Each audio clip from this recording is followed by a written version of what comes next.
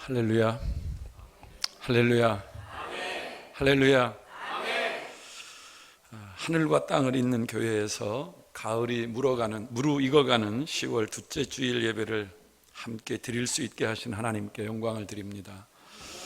또한 귀한 강단에서 말씀을 전할 수 있도록 허락해 주신 담임 목사님과 원로 목사님, 그리고 교회 앞에 감사를 드립니다.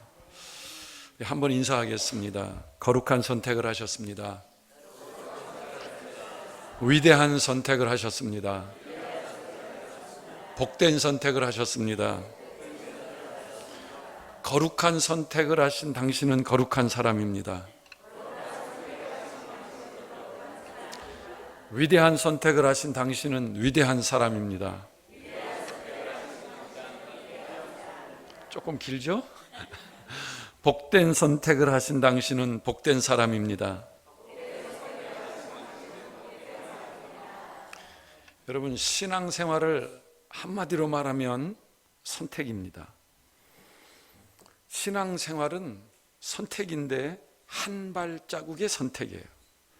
한 발자국을 우리가 어디로 내딛느냐, 한 발자국을 주님을 향해 선택하면, 주님을 향해 한 발자국을 나가면 99발짝을 달려오신 그 주님을 만나게 되어 있습니다. 그래서 한 발자국은 주님을 만나는 거룩한 장소예요. 내가 주님을 향해서 한 발자국을 나가면 그곳은 나를 향해서 99발짝을 달려오신 주님이 계신 곳, 주님이 좌정하신 곳, 거룩한 곳입니다. 그래서 저희들이 주님을 향해 나아가는 이 한 발자국은 너무나 중요한 것입니다.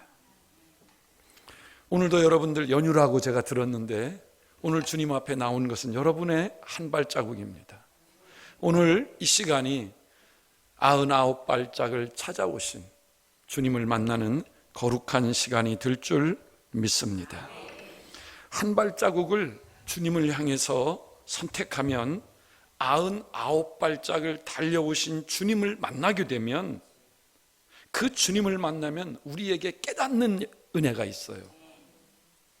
그게 뭐냐면, 내가 주님을 향해 한 발자국을 나갔는데, 이게 내가 나갔는데 내가 나간 게 아니라 나를 향해서 99발짝을 달려오신 그분이 나로 주님 앞으로 나오도록 내 삶과 내 생각과 내 마음과 내 삶의 환경 가운데서 역사하셨다는 것을 깨닫게 돼요. 그래서 한 발자국이 얼마나 중요한지 몰라요. 여러분들이 오늘 이 자리에 나올 수도 있었고 나오지 않을 수도 있었어요. 나와야 할 사람이 나오지 않은 사람도 있고, 여기 오늘 새로 오신 분들도 있는데 나오지 않을 사람이 나오는 경우도 있어요. 그런데 그것이 뭐라는 거죠? 하나님의 섭리라는 거예요. Divine Providence. 하나님이 우리의 삶 가운데서 역사하시는 섭리를 깨닫게 되는 거예요. 그래서 내가 했는데 내가 한 게 아니에요. 누가 한 거라는 거죠? 주님이 하셨다는 거예요. 주님이 나를 향해 달려오신 그 주님의 섭리요, 역사요, 사랑의 결과가 내가 주님을 향해 한 발자국 내디뎠다는 거예요. 그러면 우리 마음에 결단이 생기는 거예요. 그게 뭐냐면, 내 인생은 내 게 아니구나. 내가 내 인생을 살아가는 것 같지만 하나님이 내 삶을 이렇게 주장하고 계시고 섭리하고 계시는구나. 그걸 깨닫고 나면 우리는 동물이 아니잖아요. 사람이잖아요. 생각하는 동물이잖아요. 그죠? 이걸 깨닫고 나면 내 인생을 누구에게 맡겨요? 주님께 맡기는 거예요. 그리고 우리가 살아가야 할 남은 인생 99발자국, 그 발자국은 주님과 동행하는 삶을 살게 돼 있어요. 이것이 뭐냐면 신앙생활이에요. 우리가 잘 아는 히브리서 4장 12절과 13절은 이렇게 말씀하잖아요. 하나님의 말씀은 살았고 운동력이 있어서 좌우의 날선 어떤 검보다도 예리하여 혼과 영과 및 관절과 골수를 찔러 쪼개기까지 하며 또 마음의 생각과 뜻을 감찰하나니 지으신 것이 하나라도 뭐라도요? 하나라도 그 앞에 나타나지 않음이 없고 오직 만물이 우리를 상관하시는 자의 눈앞에 벌거벗은 것 같이 드러나느니라 했습니다. 하나님의 말씀은 우리를 정확하게 들여보고 있다는 거예요. 어떤 때는 나도 나를 잘 모르잖아요. 그죠? 내가 왜 이런 말을 했는지, 내가 왜 이런 행동을 했는지 모를 때가 너무 많아요. 내가 해놓고. 그런데 하나님의 말씀은 우리를 정확하게 보는데 나보다 나를 더 정확하게 본다. 그렇게 한마디로 말할 수 있는 거죠. 엑스레이보다요, MRI보다요, 우리의 모든 부분을 더 잘 진단하는 것이 무엇이다? 하나님의 말씀이라는 거예요. 뿐만 아니라 하나님의 말씀 앞에 모든 만물이, 사람뿐만 아니라 모든 만물이, 우리 눈으로 볼 수 없는 저 우주의 은하세계에 있는 그 별 하나마저도 우리 인간의 세계 속에는 우리의 눈으로는, 우리의 과학기술 안에는 숨겨져 있지만 그것마저도 숨김없이 드러나야 한다는 거죠. 무엇이요? 하나님의 말씀이 그와 같게 한다는 거예요. 이것을 우리에게 적용하면 우리를 새롭게 할 수 있는 것은 오직 하나님의 말씀이라는 거예요. 500년 전 교회를 암흑 가운데서 빛 가운데 나오게 한 교회 개혁은 교회가 하나님의 말씀 앞에 세워졌기 때문입니다. 그래서 지금도 기독교의 다양한 지도자들이 외치는 말이 Back to the Bible, 성경으로 돌아가야 된다고 외치고 있는 거예요. 이 성경을 공부하는 다양한 방법이 있습니다. 방법이 너무 많아서 헷갈려요. 어떻게 해야 될지 몰라. 그런데 그 방법 중에 한 방법이 시대별로 성경을 공부하는 방법이 있습니다. 성경을 창세기부터 요한계시록까지 시대별로, 성경에 나타난 시대를 시대별로 정리해서 성경의 전체 흐름이 무엇인지를 공부하는 방법이에요. 단지 그 시대를 세분화하느냐 아니면 집약하느냐의 차이가 있을 뿐이지 그 내용은 같아요. 집약하면 신구약을 다음 9세대로 정리할 수 있는데, 창조시대와 족장시대, 출애굽과 광야시대, 정복시대, 사사시대, 통일왕국과 분열왕국시대, 포로시대, 포로귀환시대, 침묵시대, 예수님시대, 그리고 교회시대와 성령시대라고 이렇게 9시대로 신구약을 정리할 수 있습니다. 제가 하나하나 자세하게 말씀드리지 않았어도 신앙생활을 오래 하신 분들은, 성경에 관심을 가지고 공부하면서 읽은 사람들은 이 9시대가 쭉 흐르면서 창세기부터 요한계시록까지의 그 내용이, 팩트가 무엇인가를 이렇게 흐름적으로 이해를 했을 거예요.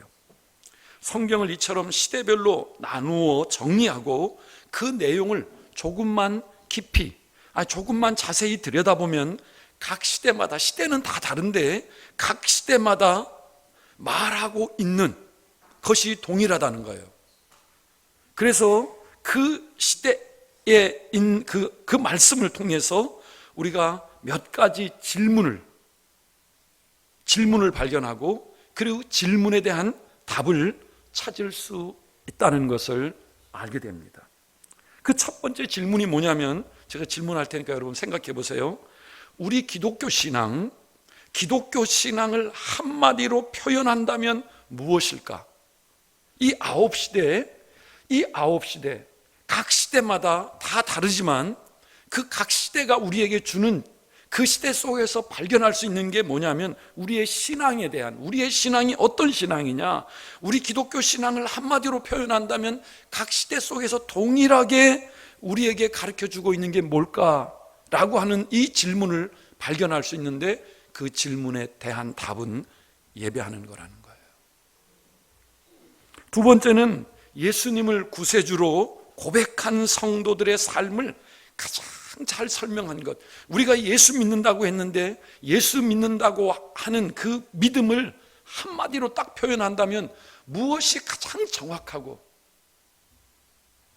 무엇이 가장 통합적으로 우리의 신앙을 설명할 수 있을까요? 예배입니다. 세 번째, 오늘도 우리가 이렇게 교회에서 모여서 예배하고 있지만 이 교회를 가장 잘 설명할 수 있는 그 말은 무엇일까?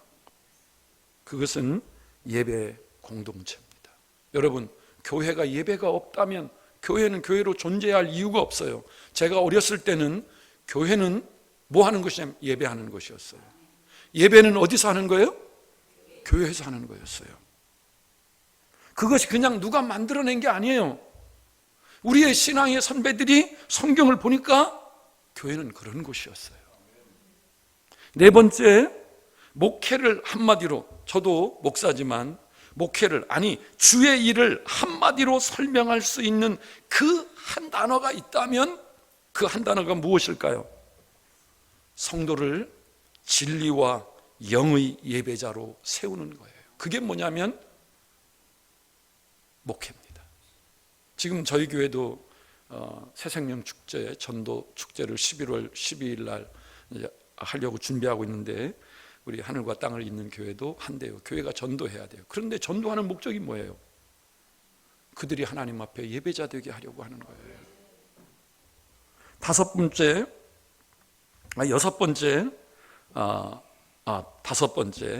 교회의 사명인 선교를 한마디로 설명하라면 무엇으로 설명할 수 있을까? 태국 선교한다고 우리 그러시는데, 선교하는 이유가 뭘까요? 선교에는 다양한 사역이 있어요. 그 다양한 사역들을 가지고 하는 목적, 그 목적은 하나님을 예배하지 않는 사람들을 예배자로 세우는 거예요. 여섯 번째는 성경을 가장 포괄적이고 집약적으로 정확하게 말할 수 있는 그 한 단어를 성경에서 찾으라고 하면 저는 서슴없이 예배라고 확신합니다. 이처럼 창세기부터 요한계시록까지 성경을 읽고 공부하다 보면 성경 전체는 예배를 말하고 있음을 발견하게 됩니다. 그래서 많은 사람들이 성경을 예배의 책, 예배의 교과서라고 말합니다. 뿐만 아니라 그 성경은 예배를 말할 뿐만 아니라 예배가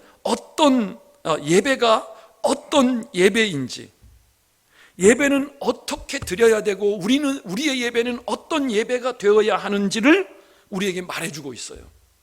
그래서 첫 번째 예배는 보이는 예배에서 보이지 않는 예배로 점진적으로 옮겨지고 있다는 거예요. 두 번째는 사람의 예배에서 예수님의 예배로, 물질의 예배에서 영적 예배로, 땅의 예배에서 천상의 예배로 이끌어가는 것이 성경이 우리에게 말하는 예배라는 거예요. 정리하면 몸으로 드리는 보이는 예배에서 영과 진리로 드리는 보이지 않는 예배, 즉 신령과 진정으로 드리는 영적 예배를 말씀하고 있는 것이 성경이 우리에게 말하는 거예요. 이 예배를 드리도록 하게 하려고 하나님이 다양하게 우리를 역사 속에서 예배에 대해서 말씀하신 거예요.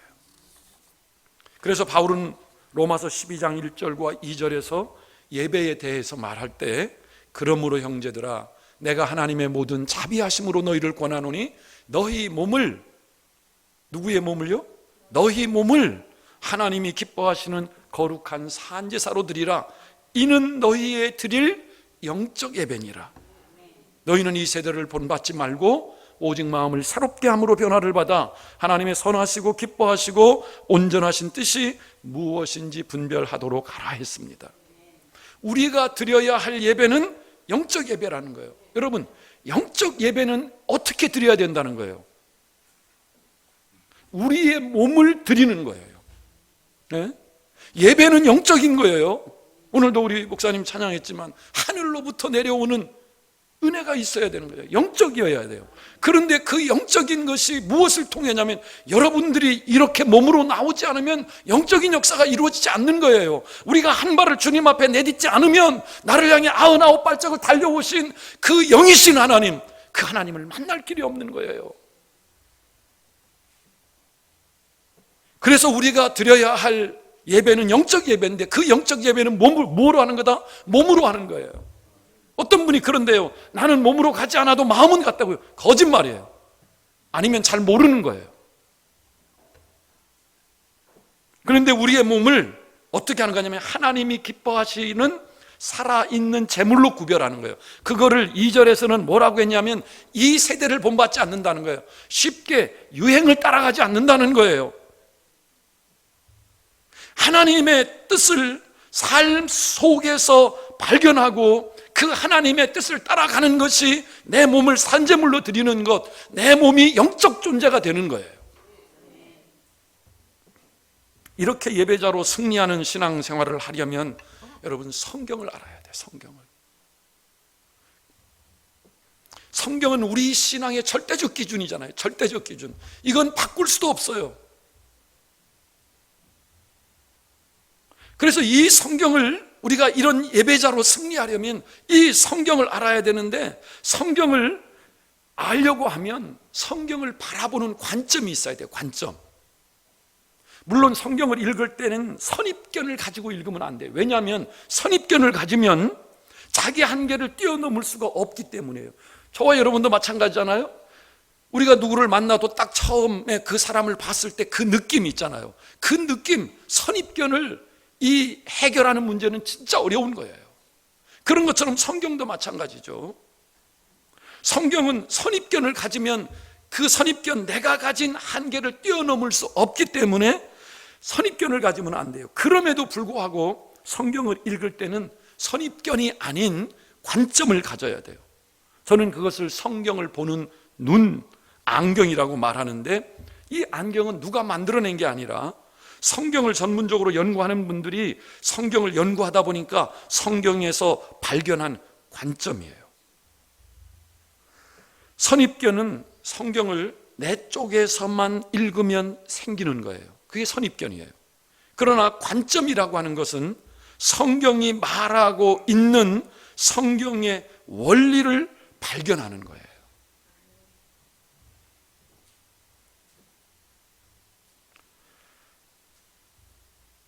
그래서 성경을 하나님의 말씀으로 읽으면 그 속에서 생겨지는 것이 있어요. 그게 관점이에요. 관점.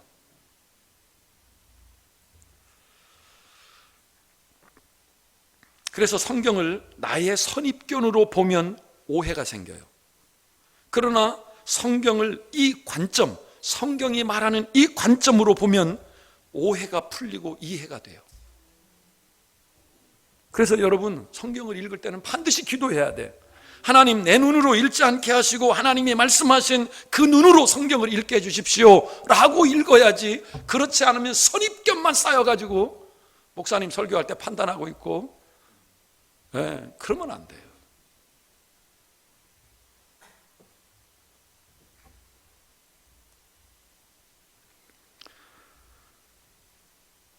성경을 이 관점을 가지면 오해가 풀리고 이해가 돼요. 그래서 성경은 배우는 거예요. 여러분, 성경은 누구에게 배우는 거예요? 스스로 배우는 게 아니고요, 목사님에게 배우는 거예요. 그러기 위해서 여러분의 담임 목사님을 하나님이 교회에 세우신 줄 믿으시기 바랍니다. 여러분, 성경을 더 배우고 싶다고 성경 공부방 이런 데 쫓아다니간 이단에 걸려요. 제가 오늘도 택시 타고 돌다 보니까 하나님의 교회라고 하는, 지금 한국에서 제가 이렇게 전국을 돌아다니 보지만요, 지역적마다 저렇게 번뜩번뜩하게 세워놨어요.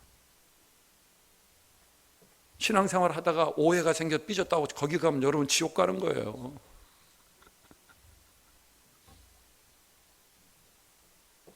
성경에 대한 궁금증, 의문이 있으면요, 목사님에게 찾아오세요. 여러분 유튜브가 대세잖아요. 유튜브도 거기도 이단이 있어요. 유튜브에 쫙 깔아놓은 게 이단들이 다 깔아놨어요. 그거 관점 없이 보면요, 전부 다 독약이에요. 독약. 유튜브에는 똑같아요. 생명과와 선악과처럼 좋은 게 있고 좋지 않은 게 있어요. 그거를 분별할 줄 알아야 돼. 그게 뭐죠? 관점이 있어야 돼요. 관점. 관점이 없으면 내 선입견에 좋은 대로 그냥 취하는 거예요.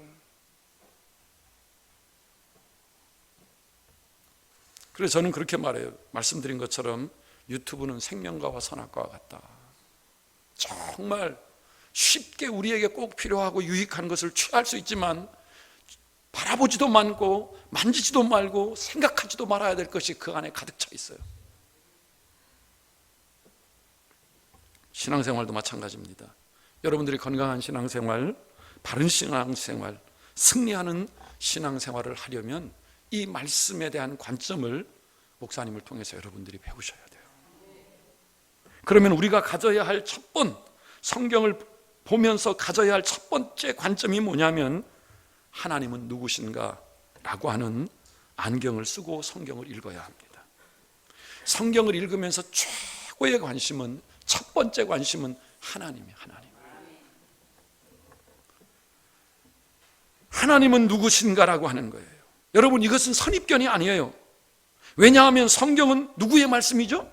하나님의 말씀이잖아요. 하나님이 말씀하시는 거잖아요. 그런데 하나님에 대한 관심이 없이 성경을 이해할 수 있다고요? 없어요. 성경 어디를 읽든지 하나님의 하자가 나오지 않는 본문에서도 하나님을 만나는 것, 그게 성경을 보는 관점이에요. 성경을 읽다 보면요, 하나님의 하자도 나오지 않는 본문들이 많이 있습니다. 심지어 성경 한 권 전체를 통틀어서 하나님이라는 단어가 한 번도 나오지 않은 책이 있어요. 그런데 그것도 성경, 하나님의 말씀이에요. 그 속에서 하나님을 볼 수 있어야 돼요. 하나님은 창조자요, 역사의 주권자로 하나님 자신의 예정과 작정에 따라 인류의 역사뿐 아니라 저와 여러분의 삶을 하나님의 영역에서 섭리해 가신다는 것을 발견하는 것이 하나님을 만나는 거예요. 우리가 하나님을 만난다니까 눈을 감으면 막 구름이 내려오고, 눈을 감으면 이상한 것이 보여지고, 막 소리가 들려지고, 그런 것도 영의 역사죠. 그러나 거기에는 영의 역사도 있을 수 있고, 누구의 역사도 있을 수 있어요. 마귀의 역사도 있을 수 있어요. 그러나 그거보다 더 분명한 것은 하나님이 우리에게 주신 말씀 속에서 하나님이라는 단어가 없어도 성경에 기록되어진 그 스토리 속에서 우리의 인간의 이 삶의 모습을 통해서 하나님이 어떻게 역사하셨는지를 발견하는 사람은 하나님을 만난 사람이에요. 그렇기 때문에 성경을 읽으면서 여러분들이 첫 번째 가져야 할 관점이 있다면 뭐라고요? 하나님은 누구신가? 두 번째, 성경을 읽으면서 가져야 할 관점이 있어요. 그것은 인간은 누군가 라고 하는 성경을 쓰고 성경을 봐야 됩니다. 성경을 읽으면서 나를 발견하지 못하면 성경을 잘못 읽는 거예요. 성경을 읽으면서 하나님을 발견했다고 그랬는데 하나님을 발견하고 내가 누군지를 발견하지 못하면 그 사람은 잘못된 하나님 만난 거예요. 하나님 못 만난 거예요. 여러분이 아는 것처럼 모세가 보세요. 모세가 하나님 만났잖아요. 하나님 만나고 난 이후에 그가 고백하는 게 뭐예요? 자기가 어떤 존재인지를 고백해요. 하나님이 묻지도 않았는데 하나님 만나면 그 다음에 내가 누군가를 발견하게 돼 있어요. 남을 발견하기 전에 성경이 말하는 나는 누군가, 내가 생각하는 내가 아니라 성경이 말하는 나는 누군가, 하나님은 지금 나를 누구라고 말씀하고 있는지를 성경을 읽으면서 발견해야 된다는 거예요. 세 번째는 성령의 역사고, 마지막 네 번째는 마귀의 역사입니다. 성경에서 이 성령의 역사와 마귀의 역사를 구분할 줄 알아야 돼요. 이 관점을 가장 쉽게 발견할 수 있는 책 중에 하나가 로마서인데 제가 오늘은 설명을 할 수 없을 것 같아요. 시간이 많아서. 그러나 여러분들이 집에 가셔서 로마서를, 제가 지금 말씀드렸잖아요. 첫 번째 관점은 뭐예요? 하나님은 누구신가? 두 번째 관점은 뭐예요? 인간은 누구인가? 나는 누군가? 세 번째는 성령의 역사, 네 번째는 마귀의 역사를, 이 관점을 가지고 로마서를 한번 읽어보세요. 로마서는 교리서라고 그러잖아요. 우리 기독교 신앙의 큰 두 기둥, 우리 신앙의 원리와 신앙 생활의 원리를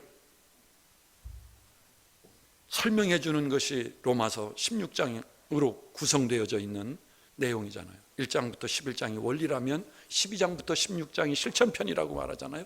그 앞에 원리편을 쭉 읽어보면 하나님은 누군가, 인간은 누군가, 그리고 하나님과 인간의 관계성 속에서 마귀는 어떻게 역사하고 하나님의 성령은 어떻게 우리의 삶을 섭리해 가시는가 라고 하는 것을 발견할 수 있게 됩니다. 이런 관점으로 성경을 볼 때 오늘 본문은 마귀의 역사에 대해서 말하고 있는 본문이에요. 물론 읽지 않았지만 18절 이하를 읽어보면 뭐의 역사에 대해서? 성령의 역사에 대해서도 말씀하고 있어요. 자, 10절을 한번 보시기 바라요. 끝으로 너희가 주 안에서와 그 힘의 능력으로 강건하여 지고라고 했습니다. 10절은 지금 어떻게 시작하고 있냐면 끝으로라고 했어요. 어느 분은 이제 마무리하겠습니다. 영어 성경은 finally 라고 말했어요. 그러니까 바울이 지금까지 에베소서를 통해서 말해온 그 말씀을 이것으로 마무리하겠다는 거예요. 에베소서의 마지막 메시지라는 거죠.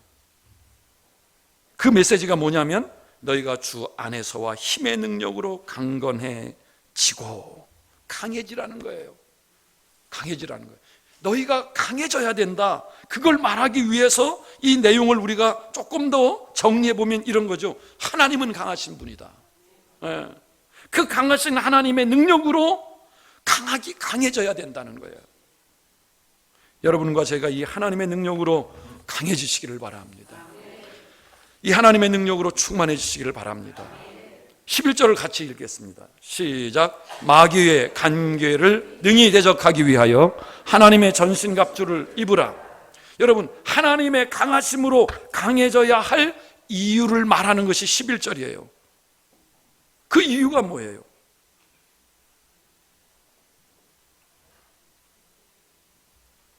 우리의 힘이나 능력이 아닌 하나님의 강하심으로 강해져야 하는 이유는 마귀의 간궤를 뭐 하기 위해서? 대적하기 위해서다. 다른 번역에서는 마귀의 괴계라고 그랬어요. 쉬운 성경에서는 사단의 악한 속임수라고 그랬어요.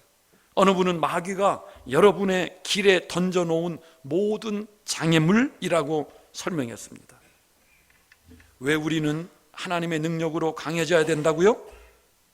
마귀의 이 악한 속임수를 대적하고 우리 앞에 던져놓은 장애물, 이 장애물에 걸려 넘어지지 않기 위해서 우리는 강해져야 돼요. 뭐로 강해지는 거예요?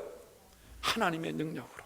강하신 하나님의 능력으로 강해져야 된다는 거죠. 왜 그럴까요? 우리가요, 마귀를 이길 수 있는 길이 없어요. 여러분, 존재론적으로 우리는 육신이고 마귀는 영적 존재예요. 좀 더 쉽게 얘기하면 우리는 보이지만 마귀는 보이지 않아요. 그렇기 때문에 어떤 방법으로도 마귀를 이길 길이 없어요. 마귀를 이길 수 있는 것은 오직 하나님의 능력이다. 성경은 이 괴계를 부리는 마귀에 대해서 다양하게 말하고 있어요. 그것은 제가 말씀드리지 않아도 알겠지만 요한계시록에 보면 온 천하를 꿰는 자다. 그러니까 꿰는다는 말은 뭐예요?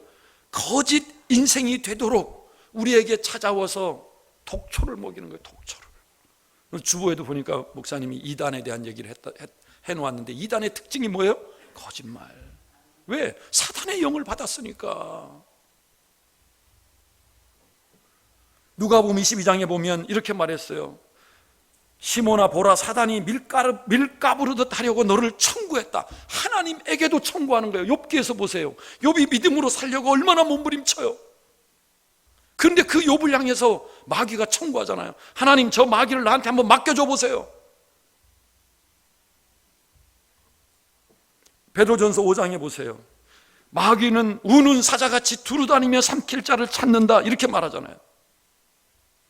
이 말을 좀 그냥 쉽게, 그냥 시장의 말로 말하면 우리를 잡아먹으려고 끊임없이 방법을 찾고 있는 게 마귀라니까요. 그래서 요한복음 10장 10절에서 예수님이 마귀의 이 괴계의 목적에 대해서 말씀하셨는데, 우리가 잘 아는 대로 도적이 오는 것은 뭐하고?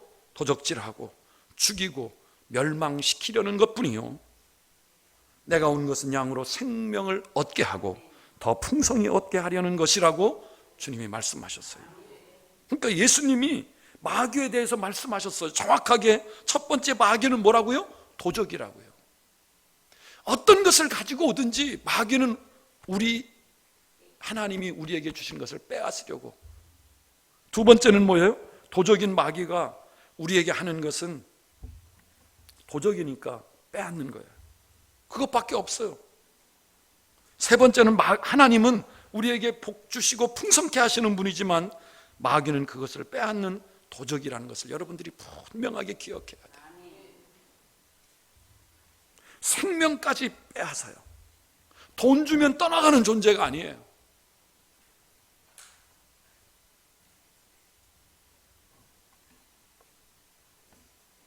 여러분들이 미국에 대한 소식을 가끔 듣잖아요. 뭐 총기 사고가 많이 난다 뭐 그러잖아요. 맞아요. 저도 미국 가갖고 처음에 가서 얼마 안 됐을 때 강도를 만났어요. 20불 주고 도망왔어요. 20불 주니까요 그냥 놔줘요. 근데 마귀는 절대 안 그래요. 20불 받고 죽여요. 그게 마귀예요. 그래서 우리 소유뿐만 아니라 생명까지 빼앗는 존재가 마귀라는 거예요. 그러기 위해서 뭐 하는 거예요? 괴계, 거짓말하고 있는 거예요. 그리고 마지막에 죽음이 멸망이 되도록 빼앗는 존재가 도적, 마귀의 존재고 괴계의 목적이라는 거예요. 혹시 우리는 하나님께 받은 복을 도적, 마귀에게 빼앗긴 것은 없습니까? 그래서 주님이 말씀하셨어요. 구하라고, 찾으라고. 이 말은 뭐가 전제된 거죠? 내가 지금 너에게 있어야 될 것을 내가 잃어버렸다는 거예요. 그래서 찾으라는 거예요. 마태복음 7장에서 뭘 잃어버린 거예요? 하나님이 우리에게 주신 잃어버린 거예요. 누구에게요? 마귀에게요. 내가 주고 싶어서 준 게 아니라 빼앗긴 거예요. 지금 여러분의 삶 속에서 이 마귀의 괴계 앞에서 빼앗기고 있는 것은 있지 않습니까? 마귀가 우리를 위해서 할 줄 아는 것은요, 망하게 하는 것밖에 없어요. 마귀가 대단한 능력이 있는 것 같지만 마귀에 따라서요, 마귀가 할 줄 아는 것은 망하게 하는 것밖에 없다. 네. 마귀가 그리고 우리에게 하려고 하는 것도요, 빼앗고 죽이려고 하는 것밖에 없어요. 그러나 예수님은 뭐라고 말씀했어요? 내가 온 것은 양으로 생명을 얻게 하고 더 풍성히 얻게 하려는 것이에요. 이 예수를 믿으시기 바랍니다. 목자 되신 이 주님의 음성에 귀 기울이시기 바랍니다. 양은 목자의 음성을 듣는다고 했어요.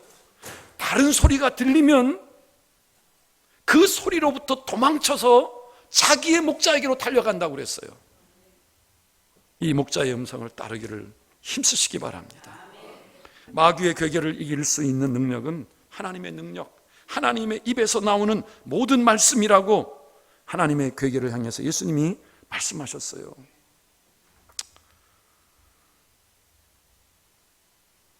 우리에게 생명 주시기 위해 자기 몸을 십자가의 제물로 드리신 주님만이 우리의 능력입니다. 우리에게 그 생명 안에서 풍성케 하려고 역사하시는 성령 하나님의 감동하심과 감화하심 앞에 늘 순종하시기를 바랍니다. 자, 계속해서 12절을 보시기 바랍니다. 12절 우리 같이 읽을게요. 시작. 우리의 씨름은 혈과 육을 상대하는 것이 아니요 통치자들과 권세들과 이 어둠의 세상 주관들과 하늘에 있는 악의 영들을 상대함이라.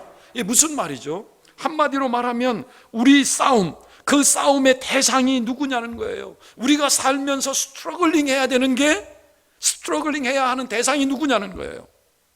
그 싸움의 대상을 우리가 지금 읽은 12절은 여러 가지 말을 이렇게 해오다가 그 마지막, 그 핵심이 Spiritual forces of evil, 악한 영들이라고 그렇게 규정했어요. 이 말은 이런 의미예요. 우리가 스트러글링 해야 되는, 스트러글 하는 것이 많이 있지만 그 뒤에는 뭐가 있다는 것을 반드시 생각해야 되는 거예요. 마귀가 있다는 걸 생각해야 된다는 거예요.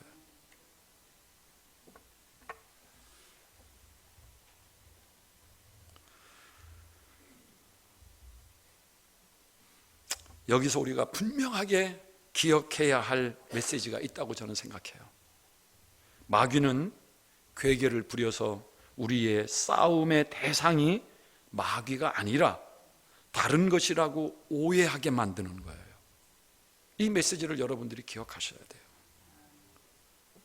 마귀의 이 괴계를 모르면 우리에게 오해가 생겨요.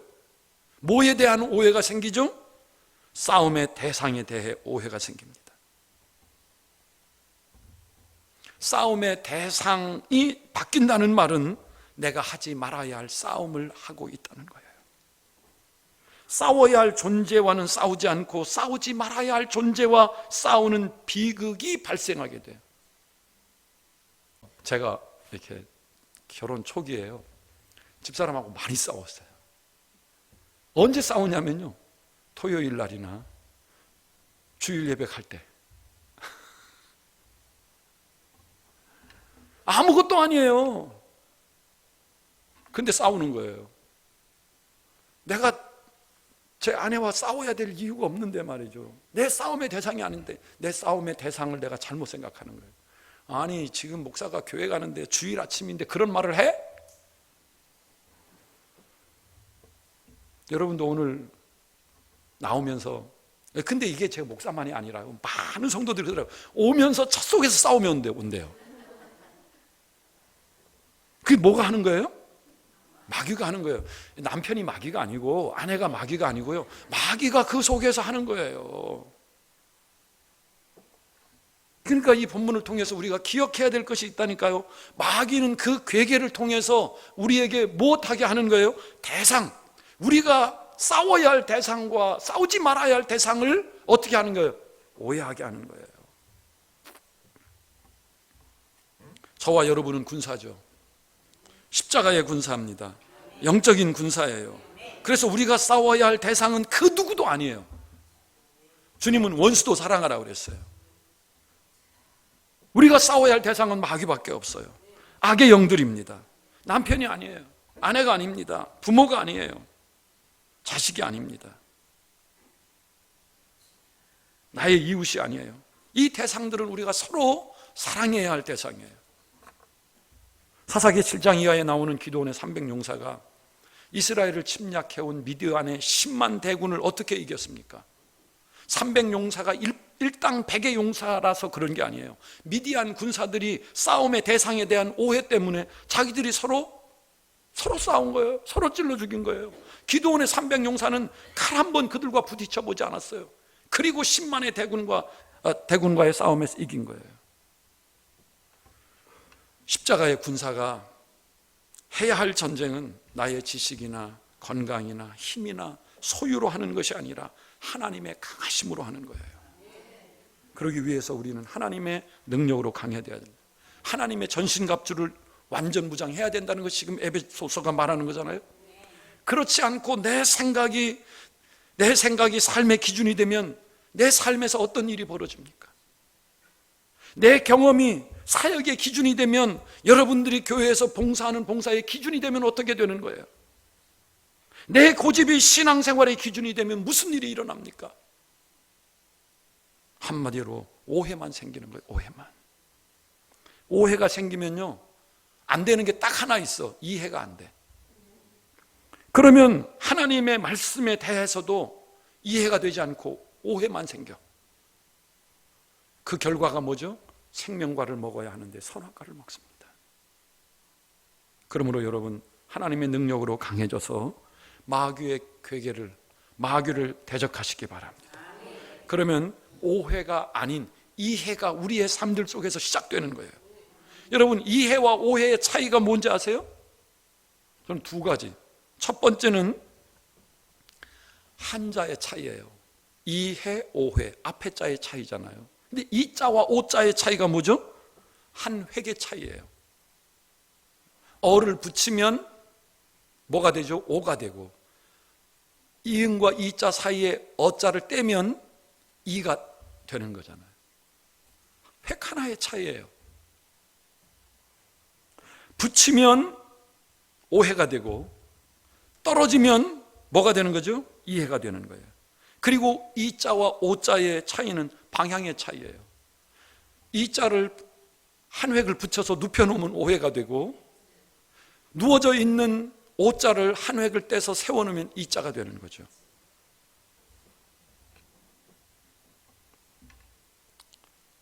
그래서 저는 이자와 오자의 차이는 방향의 차이라고 생각하는 거예요. 어느 쪽에서 바라보느냐의 문제예요.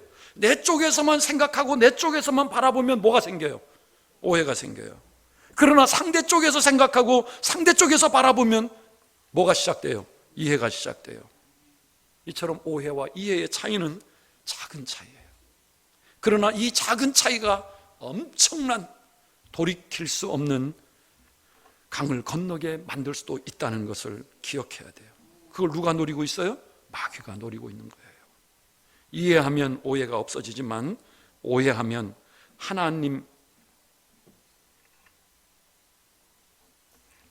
하나님의 뜻은 고사하고 내 옆에 있는 사람, 내가 한때는 내 생명과 같이 여겼던 사랑하는 사람을 이해하지 못하고 오해할 수 있어요. 이해하면 해야 할 것을 하지만 오해하면 하지 말아야 할 것을 하게 됩니다. 이해하면 원수도 친구가 될 수 있지만 오해하면 친구도 원수가 될 수 있습니다. 이해하지 못하면 오해하고 오해하면 사랑이 자리 잡아야 할 마음의 미움이 자리 잡습니다. 그리고 그 미움이 내 인생의 늪이 돼서 그 늪에서 허우적거리다 내 인생을 끝내게 됩니다. 그래서 마귀는 지금도 우리의 삶의 모든 영역에서 이해하지 못하고 오해하게 만들고 있는 거예요. 교회 생활 속에서도 여러분 왜 교회 생활하면서 시험 들어요? 네? 옆에 있는 장로님이 잘못해서요? 옆에 있는 권사님이 잘못해서입니까?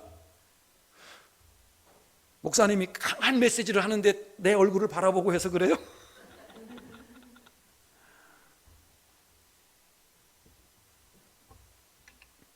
마귀의 역사예요. 마귀의 역사. 여러분 이걸 기억해야 돼요.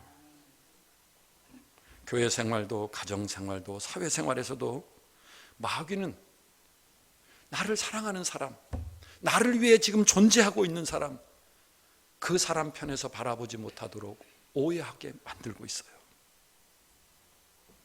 그러나 성경은 말해요. 오해는 누구의 역사다? 마귀의 역사다.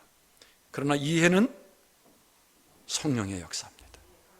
마태복음 4장에 보면 예수님이 광야에서 40일을 금식하잖아요. 그런데 누가 찾아왔어요? 마귀가 찾아왔어요. 그리고 예수님을 시험하잖아요. 괴계하는 거예요. 괴계. 첫 번째 괴계가 뭐예요? 40일을 굶었으니까 얼마나 배고프겠어요. 돌을 떡을 만들어 먹으래요. 이 말이 뭐냐면요, 하나님의 말씀에 대해서 오해하게 하는 거예요. 두 번째가 뭐죠? 성전 꼭대기에서 뛰어내리래요. 이건 뭐죠? 자기 정체성에 대해서 뛰어내리지 않아도 그는 하나님의 아들인데 뛰어내려서 영광 받아야 하나님의 나라, 하나님의 아들이 자기 정체성에 대한 오해를 만들고 있어요. 마지막 세 번째가 뭐예요? 마귀가 이러잖아요. 경배 받으셔야 할 예수님에게 네가 나한테 경배하면 세상을 다 주겠다. 세상을 만드신 분 앞에 말이죠. 이런 오해를 만드는 것이 누구예요? 마귀입니다. 그러므로 여러분 마귀의 괴계를 이기시기 바랍니다. 마귀의 괴계가 있다는 사실을 반드시 기억해야 돼. 그러나 그것 때문에 두려워하거나 그것 때문에 걱정하는 것이 아니라 그 마귀의 괴계를 이길 수 있는 것이 뭐예요? 예수 그리스도고, 예수 그리스도의 이름이라는 사실을, 여러분이 그 이름을 사용하지 않으면 예수 믿으면서 신앙생활 수십 년을 했고 평생을 했어도 그 삶 속에서의 마귀의 괴계를 향해서 내가 나사렛 예수 그리스도의 이름으로 명하노니 물러갈지어다 말하지 못하는 사람은 아무 힘 없어요. 그러나 국민학교 어린아이일지라도 이것을 알고 예수의 이름을 선포할 수 있으면 그 사람은 마귀의 괴계를 이기는 사람인 줄 믿으시기 바랍니다. 여러분, 우리 한번 옆 사람하고 인사할게요.